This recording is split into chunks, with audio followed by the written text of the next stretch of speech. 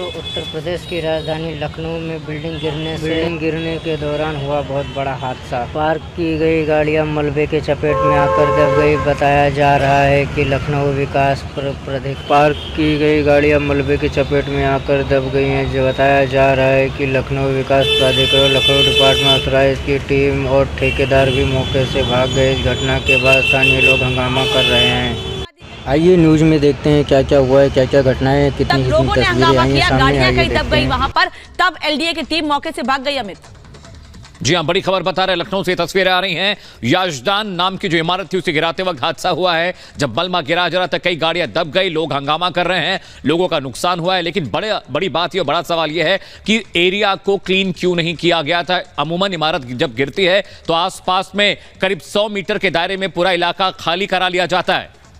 बिल्कुल, और तस्वीरें हम आपको दिखा रहे हैं और साथ ही हमारे सहयोगी विवेक राय इस वक्त हमारे साथ जुड़ गए हैं। विवेक, पहले बताइए कि क्या कोई तैयारी नहीं थी, कैसे ये हादसा हो गया, फिलहाल क्या स्थिति है?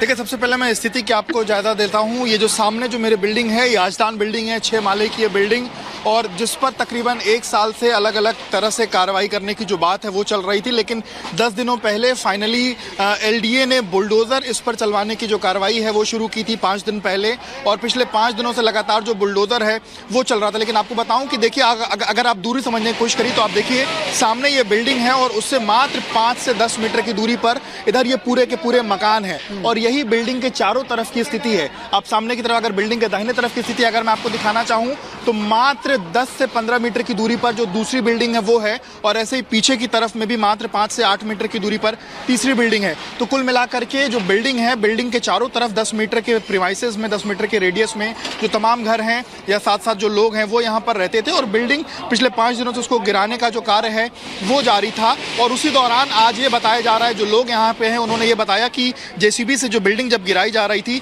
तो जो नीचे का जो पिलर था उस पर प्रहार किया गया, उसको गिराया गया, और उसी के जद में आने से जो पूरी की पूरी ऊपर से जो बिल्डिंग है वो उसके जद में आ गई। विवेक, और ये तस्वीर हम देख रहे हैं कि किस तरह से बिल्डिंग गिराए जाते वक्त ये हादसा हुआ और कई गाड़ियां मलबे में दब गई हैं। वापस लौटेंगे विवेक आपके पास। बड़ी खबर इस वक्त की